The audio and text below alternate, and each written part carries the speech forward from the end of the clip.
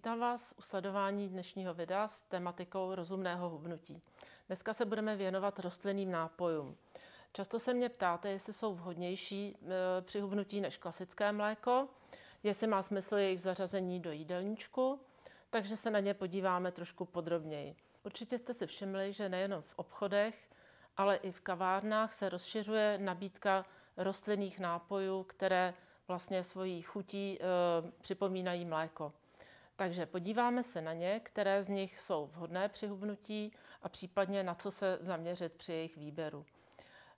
Já jsem si všimla ještě v praxi vlastně jedné takové věci, že v poslední době klientky přicházejí s jídelníčky, kdy vlastně na snídani si dávají ovesné vločky, připravené na kaši s nějakým tím rostlinným mlékem typu mandlové, ovesné a tak dále.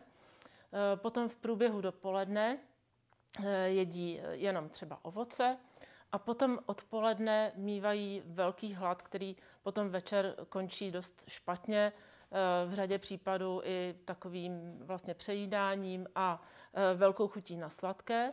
A tohleto všechno je způsobeno tím, že vlastně ta jejich snídaně je na bázi sacharidů, protože oni mají sacharidy z ovesných vloček, případně jiných obilovin.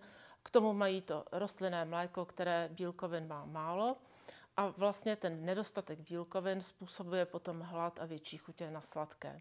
Takže to, čemu se budeme věnovat v tomto videu, je právě obsah bílkovin. Nebudeme řešit ostatní složky, jestli je, které z těch nápojů je považováno za zdravější a tak dále, ale budeme se věnovat jenom bílkovinám. Takže vlastně na otázku, jestli má smysl zařadit některý z těch rostlinných nápojů do jídelníčku při rozumném hubnutí, tak je odpovědí obsah bílkovin. Já bych vám doporučovala při výběru, abyste se podívali opět na tabulku nutričních hodnot.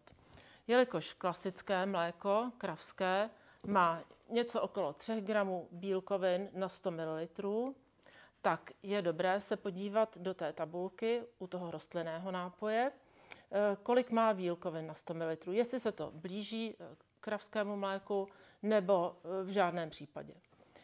Rostlinných nápojů existuje celá řada, ať už jsou to nápoje na bázi ovesných vloček, mandlí, rýže, kokosu, špaldy a tak dále. A až po vlastně takovou bizarnost poslední doby, což je vlastně mléko, nemělo by se říkat mléko, ale nápoj z brambor, takže bramborový nápoj. Velmi zajímavá záležitost. A potom další velká skupina jsou nápoje na bázi soji a ty jsou vlastně při tom hubnutí mnohem příznivější než všechny ty ostatní. Samozřejmě, až se budete dívat, můžete vždycky překontrolovat tu tabulku nutričních hodnot, ale například u ovesného mléka nebo nápoje správně řečeno, budete nacházet obsah bílkovin něco okolo půl gramu, v případě mandlí, protože mandlový nápoj má tak 7% vlastně mandlí obsahu v tom nápoji, tak tam je něco okolo také půl gramu.